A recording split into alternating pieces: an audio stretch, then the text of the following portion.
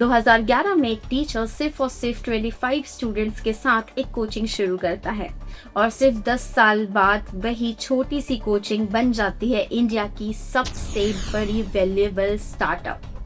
हाँ, हम बात कर रहे हैं बायजूस की। बायजूस एक ऐसा नाम जो एक टाइम पर इंडिया के हर घर में पॉपुलर था। इंडियन क्रिकेट टीम की जर्सी से लेकर ग्लोबल सेलिब्रिटीज तक हर जगह सिर्फ वही दिख रहा था। मिलियंस नहीं बल्कि करोड़ ऑफ स्टूडेंट्स बायजूस की ऐप यूज कर रहे थे। लेकिन फिर कुछ ऐसा हुआ जिसने पूरी दुनिया को हिला दिया। सिर्फ कुछ ही महीनों में $22 बिलियन की वैल्यूएशन मिट्टी में मिल गई। इन्वेस्टर्स भाग गए, ऑडिटर्स ने साथ छोड़ दिया और हजारों लोगों की नौकरी चली गई। आखिर इतनी बड़ी सक्सेस, इतनी बड़ी फाइनेंशियल मिस्ट्री कैसे बन गई? क्या सिर्फ एक बुरा वक्त था या फिर पर्दे के पीछे कोई बहुत बड़ी कंट्रोवर्सी चल रही थी? आज रिवील करते हैं इंडिया के सबसे बड़े एगटेक का डाउनफॉल का असली सच। तो बने रहिए इस वीडियो के एंड तक। कहानी शुरू होती है 2011 में।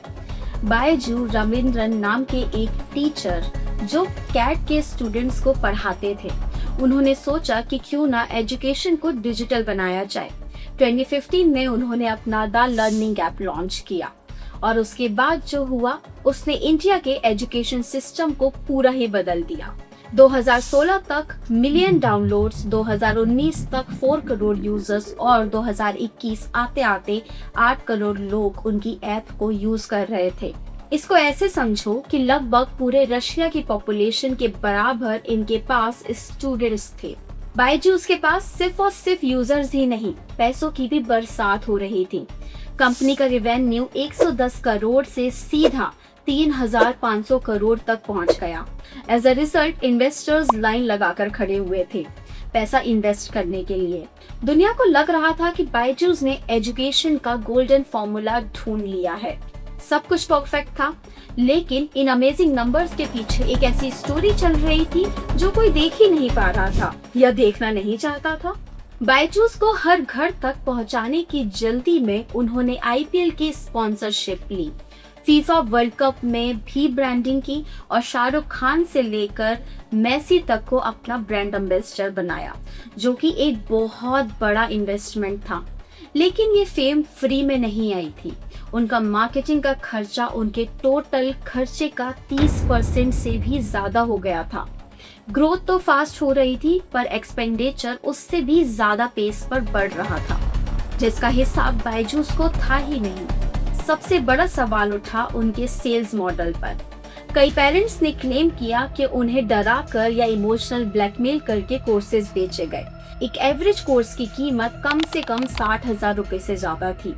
कई लोगों ने तो लोन्स लेकर ये कोर्स खरीदे जिनके बारे में उन्हें पता ही नहीं था।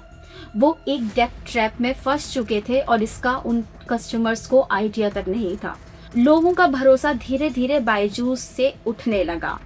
कस्टमर्स के साथ साथ बायजूस के एम्प्लॉयज भी बहुत ज्यादा परेशान थे because of the stressful work culture, specially sales teams. Byju's के साथ एक फाइनेंशियल कंट्रोवर्सी भी जुड़ी है। रूल ये है कि अगर कोई 3 साल का कोर्स बेचता है तो उसका पैसा 3 साल में फाइनेंशियल बुक्स में रिकॉर्ड होना चाहिए। पर रिपोर्ट्स के मुताबिक बायजूस ने सारा का सारा पैसा पहले साल में ही शो कर दिया था। इससे पेपर पर तो रेवेन्यू हाइप दिखा, पर जब ऑडिटर्स ने इसे ऑडिट किया तो पता चला कि कंपनी तो बहुत ज्यादा सीरियस लॉस में चल रही थी। ये प्रॉफिट सिर्फ और सिर्फ पेपर्स पर थे। इसके बाद भी बायजूस ने रुकने का नाम नहीं लिया। उन्होंने व्हाइट हेड्स जूनियर्स और आकाश जैसे बड़े बड़े ब्रांड्स को एक्वायर किया, वो भी बिलियंस ऑफ डॉलर फूंक के। और इन सब के लिए 2021 में उन्होंने $1.2 बिलियन का एक टर्म लोन भी लिया था। इंटरेस्ट रेट बढ़ते ही रीपेमेंट का प्रेशर इतना ज्यादा बढ़ गया कि कंपनी को इन्वेस्टर्स और बैंक के साथ रीनेगोशिएशंस करने पड़े। और अब सक्सेस की कहानी कोर्ट रूम ड्रामा तक पहुंच चुकी थी। वो एक मशहूर कहावत है ना कि जब एक बड़ा जहाज डूबने लगता है तो सबसे पहले उसमें से बड़े लोग और कैप्टन बाहर निकलते हैं। बायजूस के साथ भी यही हुआ। उनके ऑडिटर्स और बोर्ड मेंबर्स ने एक साथ रिजाइन कर दिया। फाइनेंशियल रिपोर्ट सालों तक डिले हुई और मामला इतना ज्यादा बढ़ गया कि ईडी को इन्वेस्टिगेशन शुरू करनी पड़ी।